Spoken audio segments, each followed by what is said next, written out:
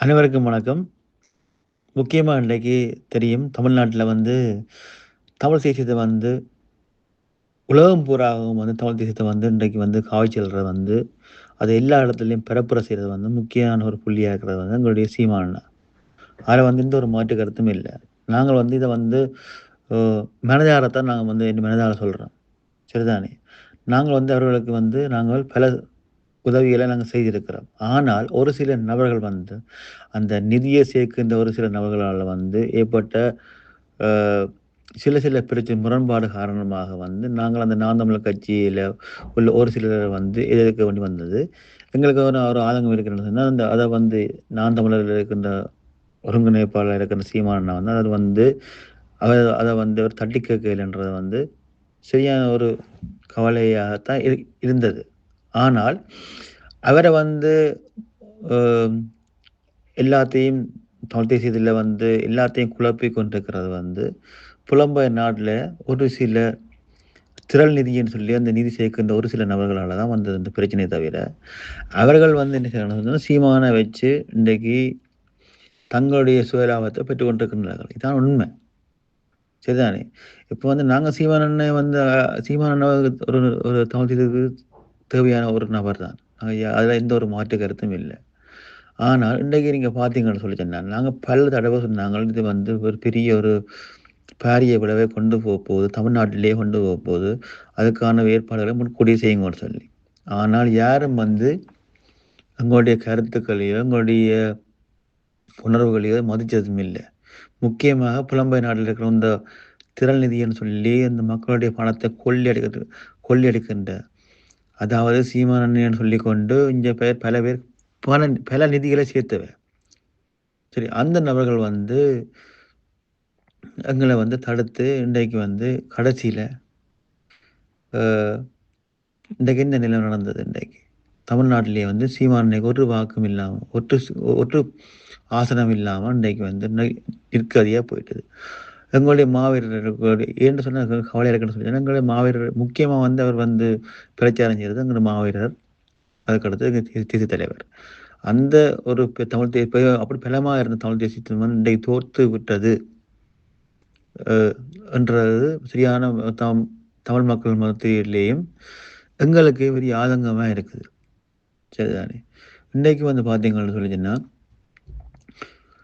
அ இவ்வளவு நடந்தும் இன்றைக்கு நாங்க சொல்ல வேண்டும் உலகாலமாக இந்த நாங்கள் மௌனமா இருந்ததுக்கான காரணம் என்னன்னு சொல்லி சொன்னா, இப்ப சிலர் உணர்வான தமிழ் மக்களும், சில உணர்வான பெரிய பெரிய தமிழ் தேசியம் நேசிக்கின்ற அங்கத்தவர்கள் சீமான் அவனோடு சேர்ந்து பயணிக்கின்ற நபர்கள் எங்களுக்கு எங்கள எங்களோட நின்று, "தம்பி குழப்ப வேண்டாம். நீங்க குழப்பக்கூடாதுன்னு" சொல்லி எங்களுடைய ஒரு மரியாதை நிமித்தமாக எங்கள பல தடவ எங்களுடைய அ எங்களோட கலந்தா கலந்து உரையாடி, "நீங்கள் இப்படி ஒரு தேவையற்ற விடயங்கள செய்யக்கூடாது. எங்களால நான் தமிழர் கட்சி பாதிக்கப்படக்கூடாதுன்றதால நாங்கள் அ இவ்வளோ அ அட்டூழியங்கள் நடந்து கூடியே நாங்க பேசாம இருந்தோம் நாங்க. ஆனா நான் இப்ப நாங்க சொல்ல வேண்டிய கட்டாயத்துல இருந்தது. என்ன சொன்னா, சீமான் நம்ம மேல ஒரு பாவம். என்னன்னு சொல்லி பார்த்தீங்கன்னு சொன்னா, கடந்த காலங்கள்ல தேர்தல் நடக்கும்பொழுது, இந்த Zoom மீட்டிங்ல எத்தனையோ அ அந்த வாக்காளர்கள் இன்றைக்கு எங்க Zoom மீட்டிங் காய்ச்சது. அப்ப நான் இங்க உள்ள உணர்வான இது உண்மை. நான் இந்த மாபெரும் சத்தியமான பொய் ஒண்ணும் சொல்லல. இது உண்மையான சம்பவங்கள். என்ன சொல்லி சொன்னால், Zoom மீட்டிங்ல அவர்கள் பிரச்சாரம் செய்து போட்டு, தங்களுக்கு நிதி தேவை என்று சொல்லி இங்க இங்க பல பேர் நிதி சேர்த்தார்கள். அப்ப இது என்ன செய்யணும்னு சொன்னா, அங்க உள்ள வாக்காளர்கள் தங்களுக்கு நிதி தேவைன்னு சொல்லி போட்டு, அப்ப நாங்கள் இங்க உணர்வான தமிழ் மக்கள் என்ன செய்யணும்னு சொல்லி, ஓகே நாங்க உங்களுக்கு பணத்தை அனுப்புகின்றோம். நாங்க சீமான் மூலம் உங்களுக்கு அனுப்புகின்றோம் என்று சொல்லி கேட்ட உடனே, மறைமுகமா பின்பக்கத்தால மெசேஜில அண்ணா நாங்கள் உங்களுடன் நாங்க தொடர்பு கொள்ள வேண்டும் என்று சொல்லி, அவன் ஃபோன் நம்பரையும் தந்து, எங்களோட உரையாடி விட்டது.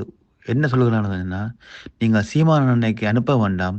எங்களுக்கு மறைமுகமாக எங்கட அக்கவுண்டுக்கு பெர்சனலா அனுப்புங்கோ என்று கூறி, சீமான் அன்னைக்கு பணத்தை செல்ல விடாம, தங்களுக்குள்ளேயே சில பணத்த எடுத்தவை தான் உண்மை. அப்போ சீமானாங்க தொண்டகிளியை கத்தி கத்தி கடைசியில் என்ன நடக்குது? சீமானுக்கு அந்த நிதி போய் சேரையில். இன்றைக்கு பார்த்தீங்கன்னா புலம்பெயர் நாட்டில் இந்த நிதி சீர்த்தாக்கள், அதாவது பிரித்தானியாவில் நிதி சீர்த்தாக்கள் இன்றைக்கு வந்து ஒரு லிஸ்ட் ஒன்று அறிக்கைப்படினோம். இவர் 10,000 மன்னிச்சுக்கொள்ளும் 1000 600 ஒரு ஆள் மட்டும் 6,000 பவுன்ஸ் போட்டிருக்கிறார். அவர் பேரை நான் சொல்ல விரும்பல. ஆனால் எங்களுக்கு தெரிஞ்ச அளவுக்கு இன்றைக்கு பல இடங்கள்ல இருந்த சீமானைக்கு 10,000 15,000 பவுன்ஸுக்கிட்ட போயிருக்குது. அதை போய் அங்கே சில பேர் வந்து 4 மணத்தியாலும் 5 மணத்தியாலும் போய் வேறு வேறு இடங்களுக்கு ஓடி போய் அவர்கள் வந்து நேரடியாக அந்த பணத்தை வசூலிச்சவ.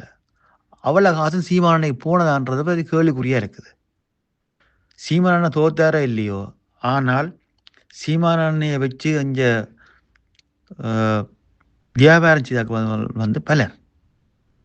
அப்போ அப்படி கொத்தவங்கெல்லாம் இன்றைக்கு வந்து இப்போ பணத்தை வந்து அது பணத்தை சேர்த்து போட்டு என்ன செய்கிறாங்கன்னா இன்றைக்கு வந்து சீமானை கொஞ்சம் ஒரு நிதியை அனுப்பி போட்டு தாங்கள் இங்கே வந்து சோப வாழ்க்கை வாழினது. இதான் உண்மை, இல்லைன்னு சொல்லக்கூடாது. இதுதான் உண்மை. வேணுமென்றா நீங்கள் பப்ளிக் வாங்கும். என் பேர் ஜெய், நான் சொல்கிறேன். இது உண்மையாக இல்லைன்னா நான் வந்து ப்ரூவ் பண்ணி காட்டுவேன். சரிதானே? நீங்கள் வந்து எங்களுக்கு தமிழ் தெரிஞ்சு யாரும் காய்க்கக்கூடாது. சரிதானே? இதான் உண்மை. இன்றைக்கு வந்து அர்ச்சனா வந்து இன்றைக்கு வந்து கேவலமாக வந்து இன்றைக்கு பார்லிமெண்ட்டில் பேசுகிறார். எவ்வளோ கால்கூடிய விடயமாக இருக்குன்னு சொல்லுங்க. அப்போ இன்றைக்கு அந்த சீமான் அண்ணா வந்து இவ்வளவு கத்தி கத்தி தொண்டகிளியை கத்தி கத்தி கத்தி இன்றைக்கு இவ்வளத்தை வளர்க்கும் பொழுது அவன் வந்து இன்றைக்கு வந்து அர்ச்சனான்ற ஒரு நபர் வந்து தமிழ் தேசியம் கேவலப்படுத்தி அந்த மாவீரரை வந்து வச்சு அந்த சீமானனை வந்து ஒரு சாமானன்னு சொல்லி ஒரு கேவலமான வந்து பார்லிமெண்ட்டில் கதைக்கிறான். இதுக்கு யாருக்கும் இதை பார்த்து கொண்டு இது வரைக்கும் ஒரு மௌனமாக காத்து கொண்டு இருக்கிறோம். இங்கே நான் தமிழர் கட்சியில் இல்லை நபர்கள் வந்து எல்லாரும் மௌனமாக இருக்கணும். ஒரு அறிக்கை விட்டாங்களா எல்லாட்ட ஃபோனும் வந்து ஓஃபில் அடிச்சு பாருங்க. திருப்பி கேட்குறாங்களே இல்லை, அந்த காசுக்கு என்ன நடந்தாலும் தெரியாது, அனுப்பின காசுக்கு என்ன நடந்தாலும் தெரியாது. இந்த நாம் தமிழர் கட்சி நாங்கள் சொல்கிறத நம்புங்க. நாங்கள் பொய் சொல்ல வேண்டிய அவசியம் இல்லை. நாங்கள் பொய் சொன்னால் அந்த மாவீரரை வந்து எங்களை வந்து தண்டிப்பினோம். இதான் உண்மை. அவ்வளோ பணத்தை அந்த சேர்த்த பணத்துக்கு கணக்கு கேளுங்கோ, பப்ளிக்கில் வந்து கேளுங்கோ. சீமானைக்கும் அவ்வளோ காசும் போனது இல்லை. இதான் பல கடன்கள் நடந்தது. இப்போ கூட பணம் வசூலிக்கப்பட்டிருக்குது. ஆனால் அந்த பணத்துக்கு கணக்கு காட்ட மாட்டாங்க. இதான் உண்மை. வேணுமென்று சொல்லி என்ற பேர் ஜெய், நீங்கள் துணிஞ்சு என்னோட கேட்கலாம். நாங்கள் இதுக்கு பயப்படுறதும் இல்லை. நாங்கள் மாவீரருக்கு வந்து நாங்கள் துரோகம் செய்ய போகிறதும் இல்லை. இதான் எங்கள் தமிழ் தேசியம். நாங்கள் எங்களோட மூத்த காடி காய்க்க வேண்டிய அவசியம் இல்லை. நாங்கள் இப்போ மாவீரரோட எங்களுடைய தேசிய தலைவரோட தான் நாங்கள் இருப்போமே தவிர இப்படி வேறு கேட்ட வேலை செய்ய ஒன்று நாங்கள் தமிழ் காய்க்க வரதுக்கு ஆக்கள் இல்லை. வேணுமெண்டா சொல்கிறேன், பிரித்தானியாவில் உள்ள அந்த நான் தமிழர் கட்சியில் இருக்கிற அந்த நபர்களை வந்து கூப்பிடுங்க, பப்ளிக்கில் கூப்பிடுங்க. எவ்வளோ ஆசை நீங்கள் எல்லாரும் வாங்க, போட்ட காசில் கணக்கை பாருங்க, பார்த்துட்டு இவங்க காடிக்கிறாங்க வந்து ஒரு 100 பவுன் 200 பவுன் தான் போட்டுருக்காங்க. எத்தனை உணவான மக்கள் வந்து 1000 bounce 2000 bounce 3000 bounce 10,000 bounce 15,000 bounce இதை போய் கையில் வாங்கி இருக்கணும். எல்லாம் ஆதாரபூர்வமாக இருக்குது. இவங்களை பிடிச்சு போட்டு பப்ளிக்கில் கொண்டு வாங்க ஆக்களை. என்ன அந்த காசுக்கு நடந்தது கேளுங்க. அந்த காசு சீமானுக்கு போயிருக்கணும். அட்லீஸ்ட் வந்து சீமானை வச்சு எடுத்தாலும் அந்த மிச்ச காசு வந்து எங்கே போயிருக்கணும்? ஈழத்துக்கும் போகலை. இன்றைக்கு என்ன நடந்தது? தொகை தடுப்புன்னு சொல்லி கொண்டு இன்னைக்கு அது ஒரு பணத்தை கொடுத்தனீங்களா அங்கே தமிழ்நாட்டில்? என்ன நடந்த கடைசியில்?